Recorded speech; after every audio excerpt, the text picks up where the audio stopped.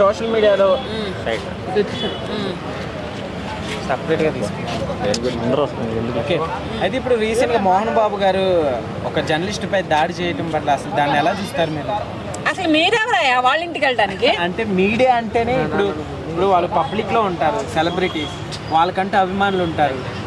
So వాళ్ళ ఇంట్లో అసలు ఏం జరుగుతుంది, సో ఇదంతా చాలా మంది తెలుసుకోవాలనుకుంటే ఇష్యూ బయటకు వచ్చాకే కదా మేడం వెళ్ళింది. విషయం బయటకు వచ్చిన తర్వాతనైనా, బయటకు రాకముందులనైనా వాళ్ళ తండ్రి కొడుకులు, వాళ్ళ ఫ్యామిలీ మ్యాటర్స్ వాళ్ళు చూసుకుంటారు. వాళ్ళు ఏదో కొంచెం ఎంత కాలికి దెబ్బ తగిలిందనో, చేతికి దెబ్బ తగిలిందనో హాస్పిటల్కి వెళ్తే మీరు వెళ్ళిపోయి లటాలటామని చెప్పేసి మీ ఇష్టం వచ్చినట్టు మీరు ఎంక్వైరీలు తీస్తే ఊరుకుంటారా? వాళ్ళ ఫ్యామిలీ విషయాలు అసలు మీరెవరయ్యా? మీ ఫ్యామిలీ విషయాలు ఎవరైనా వచ్చి మాట్లాడితే మీరు ఊరుకుంటారా? అన్నీ మూసుకొని అంటారు. అటువంటి మీరెందుకు? ఎవరయ్యా అసలు మీరందరూ? పోయి వాళ్ళని అడగటం, వాళ్ళ చేత తన్నులు తినడానికి వెళ్ళారా? మోహన్ బాబు గారి చేత మైక్ చేత తన్నులు తినడానికి వెళ్ళారా? మీకేంటయ్యా అవసరం? అసలు సెలబ్రిటీ అంటే వెళ్తారు కదా, అంటే ఎంత సెలబ్రిటీ అయితే మాత్రం పర్సనల్ అభిమానులు లేకుండా వాళ్ళు ఆ స్థాయికి వెళ్ళి ఉంటారా? వాళ్ళు ఉంటేనే అభిమానులు వచ్చారు. అభిమానులు లేకుండా వాళ్ళ స్థాయికి వెళ్ళారా? అలాంటి ఒక మోహన్ బాబు అనే తెలుసుకోవాలనుకుంటారు. వీళ్ళిద్దరికి మధ్య ఒక మీడియానే కదా చెప్పేది. ఇప్పుడు వచ్చింది సోషల్ మీడియా, అంతకు ముందులే అభిమానులు ఉన్నారు. సోషల్ మీడియా అనేది ఇప్పుడు కొత్తగా ఒక 10 years పెట్టో, ఒక 15 years పెట్టో వచ్చింది. అంతకు ముందులో అభిమానులు ఉన్నారు. అభిమానులు వాళ్ళు ఒక విలన్ గా, ఒక హీరోగా, ఒక క్యారెక్టర్ ఆర్టిస్ట్ గా అతను రాబట్టి ఈ అభిమానం అనేది ఏర్పడింది. అంతేగాని ఈ అభిమానులు పోయి మీ ఇంట ఏం జరుగుతుంది, మీ ఇంట ఎందుకు జరుగుతుందని ఎవరు పోయి అడగలేదు. అంటే అభిమానుల్లో కొంచెం ఆందోళన ఉంటుంది కదా మేడం, మా అభిమానికి మా స్టార్కి ఏమైంది అనే ఆందోళన వాస్తవాలు తెలియజేయడానికి జర్నలిస్టులు వెళ్తారు. మీరు వైల్డ్ చేయబట్టే వాళ్ళకి తెలిసింది. అసలు మీరు సైలెంట్ ఉంటే వాళ్ళకి తెలియదు కదా, అడగాల్సిన పని ఉంటుంది కదా. అంటే ఈ రోజుల్లో సమాచారం అనేది కేవలం సోషల్ మీడియా అనేది దొరకకుండా ఎలాగైనా వెళ్ళిద్ది మేడం. ఫోన్లు ఉన్నాయి చాలా మంది. తీయండి, వద్దని నేను అనట్లేదు. ఒక చెత్త నా కొడుకుల గురించి తీయండి, ఒక పనికిమాల గురించి తీయండి, ఒక చెత్త రాజకీయ నాయకుల గురించి తీయండి, ఒక చేతగాని పరిపాలించే వాళ్ళ గురించి తీయండి. అంతేగాని ఎక్కడో పుట్టు చొప్పుడు కాకుండా కష్టపడి, శ్రమపడి, ఆహర్నిశలు మాని, నిద్రాహారాలు మాని, తిండి తిప్పలు లేకుండా అంత ఎత్తెదిగినటువంటి ఒక వ్యక్తులను పట్టుకొని అలా మాట్లాడి మీరు దెబ్బలు తింటానికి మీకు అవమానంగా లేదు? మీ మీడియా వాళ్ళకి కొంచెం కాదు కొంచెం అంతైనా మీకైనా కొంచెం ఇగో అయినా హట్ అవ్వలేదా మీకు? అసలు మేము ఎందుకు వెళ్ళాలి, మేము ఎందుకు చేయాలి అనే ఆలోచన రాలేదా? అంటే వాళ్ళ జాబ్, వాళ్ళు డ్యూటీ వాళ్ళు చేస్తారు మేడం. ఇప్పుడు దానికి జాబ్ కదా. ఆల్రెడీ మీడియాకి ఒక ఆడియో లీక్ అనేది పంపించారు కదా, గేట్ వరకు మరిస్తారయ్యా? ఏమని పంపించాడు ఆయన? ఆయన ఏం తప్పుగా ఏం పంపించలేదే, నేను విన్నాను. ఆడియో లీక్ నేను కూడా విన్నాను. వీడియో అయితే నేను చూడలేదు కానీ ఆడియో నేను విన్నాను. ఆయన మంచిగా మాట్లాడారు. ఆయన గుండె తరుక్కుపోతుంది, ఆయన హృదయం అనేది ద్రవించుకుపోతుంది. అంతటి బాధపడ్డారు ఆయన పిల్లల గురించి. ఆయన అంత కష్టపడి, అంత శ్రమపడి, తిండి లేక తిప్పలు లేక మా నాన్న డబ్బులు ఇవ్వకపోతే అదంతా నా కష్టం అని మాట్లాడారు. ఘర్షణ అయితే జరిగింది అని అంటున్నారు కదా. జరుగుతాయా? వాళ్ళ ఫ్యామిలీలో సరే, నా ఫ్యామిలీలో కూడా జరిగింది. మరి నా ఇంటికి రారేంది? అదే అతని ఇంటికి అతను కూడా నాలాంటి మనిషే కదా. ఏమి పైనుంచి ఏమీ దిగిరాలేదు కదా. కాకపోతే అతనినే ఒక కళామ తల్లి వరించింది. అతను కష్టపడ్డాడు, 40 ఏళ్ళు బట్టి పైకి వచ్చాడు. బాగుంది. మీ మీడియా ఒకటి ఉంది కదా అని ఎట్ట పడితే అట్టకి వెళ్ళి ఎవరిని పడితే వాళ్ళని బ్లేమ్ చేయమాకండి.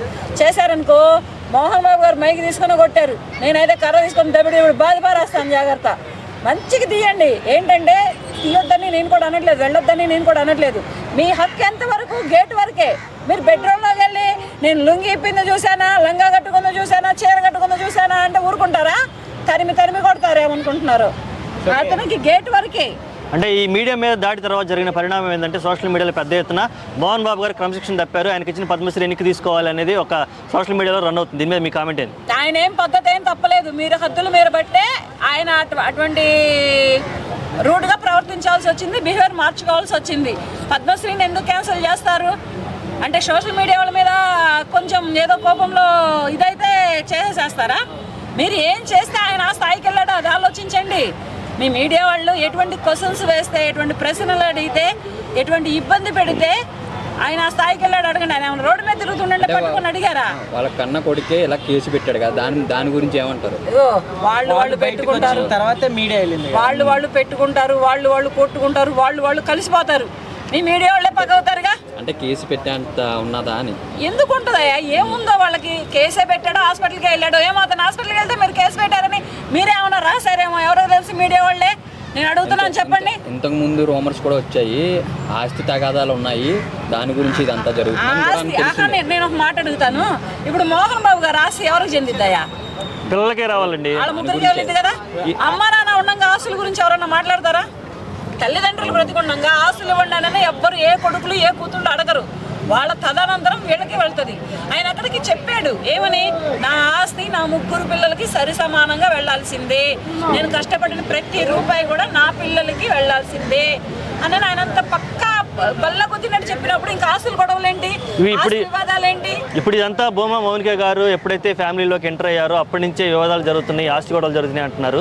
ఒక మహిళ కుటుంబంలోకి రావడం వల్ల జరగడం అనేది మీరు సమర్థిస్తున్నారంటారా?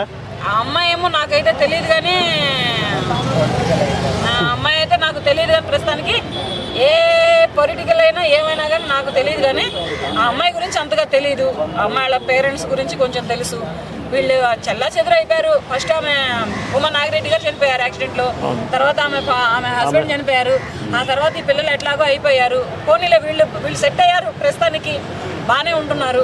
ఈ అమ్మాయి వచ్చినంత మాత్రమే అక్కడ జరిగిందని ఏమీ లేదు. మోహన్ బాబు గారు కూడా అన్నారు, నీ భార్య మాటలు విని నువ్వు ఇంత చేస్తావా అంత చేస్తావా అని.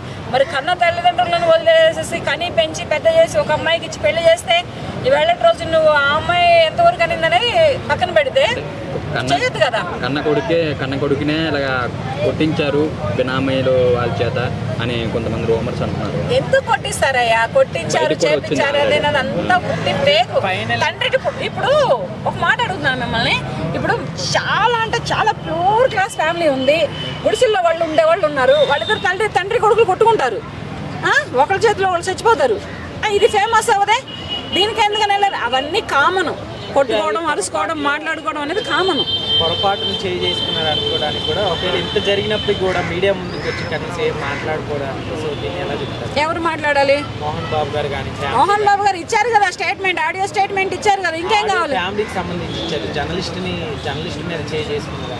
జర్నలిస్టుని చేసుకున్నారంటే వీళ్ళు ఏదో కొంచెం ఏదో రాంగ్గా ప్రవర్తించుంటారు. ఆయన చేసుకున్నాడంటే అక్కడ న్యాయం ఉంది. ఆయన ఇన్ని సినిమాలు తీశారు, ఇంతటి హీరో అయ్యారు, విలన్ అయ్యారు, కానీ ఆయన మీద వాళ్ళని కొట్టారు వీళ్ళని కొట్టారని రూమర్స్ ఏమీ లేవు ఈ 40 ఏళ్ల బట్టి కూడా. సరే మేడం, ఫైనల్గా ఇప్పుడు అసలు ఈ సమస్యని ఎట్లాగా సామరస్యంగా పరిష్కరించుకోవాలంటే యాజ్ ఏ అభిమానిగా, మోహన్ బాబు టీఎఫ్ అభిమానిగా, ఓ తెలుగు మహిళగా మీరు ఎలాంటి సలహా ఇస్తారు? అది వాళ్ళ ఫ్యామిలీలో వాళ్ళు సమర్థించుకుంటారు, వాళ్ళు మాట్లాడుకుంటారు, వాళ్ళు చూసుకుంటారు. అంతేగాని ఈ విషయాలలో మీ మీడియా వాళ్ళే కానీ ప్రజలైతే పట్టించుకోరు. మీరు వాళ్ళు చేస్తేనే ప్రజల్లోకి వెళుతుంది.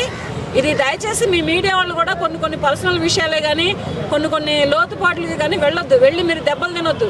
తర్వాత వాళ్ళు కొట్టారు వీళ్ళు కొట్టారని మీరు వాళ్ళ మీద రూమర్స్ పెట్టొద్దు. మీ హక్కు ఎంతవరకు గేట్ వరకే. మీరు లోపలికి వెళ్ళి కిచెన్లో కూర్చొని తింటాం, బెడ్రూమ్లో మంచం ఎక్కుతామంటే ఎవరు ఊరుకోరు. ఇది గుర్తుపెట్టుకొని మీ మీడియా వాళ్ళు ఎవరైనా కానీ కొంచెం జాగ్రత్తగా. మీడియా లేకపోతే ఇప్పుడు ప్రస్తుతానికి ప్రజల్లో ఏమీ తెలియదు, ప్రతిదీ సోషల్ మీడియానే వైల్డ్ చేస్తుంది, ఒప్పుకుంటా నేను. కానీ కొంచెం ఆచితూచి ఎవరితోటి ఎక్కడ వరకు ఉండాలో అక్కడి వరకే ఉంటే మీకు బాగుంటుంది, అవతల వాళ్ళకి కూడా బాగుంటుంది. అలాగని చెప్పేసి పెద్ద రాజకీయ నాయకులను ఒకళ్ళని, తర్వాత సెలబ్రిటీస్ ఒకళ్ళని ఇష్టం వచ్చినట్టు మీరు రాయొద్దు, ఇష్టం వచ్చినట్టు మీరు చేయొద్దు. వాళ్ళని ఎప్పటికీ కూడా తప్పుడు వాళ్ళుగా తీర్చిదిద్దొద్దు. Okay madam, thank you. మీరు చేసుకోండి, వాళ్ళ పనులు వాళ్ళు చేసుకుంటారు. Thank you madam, thank you so much.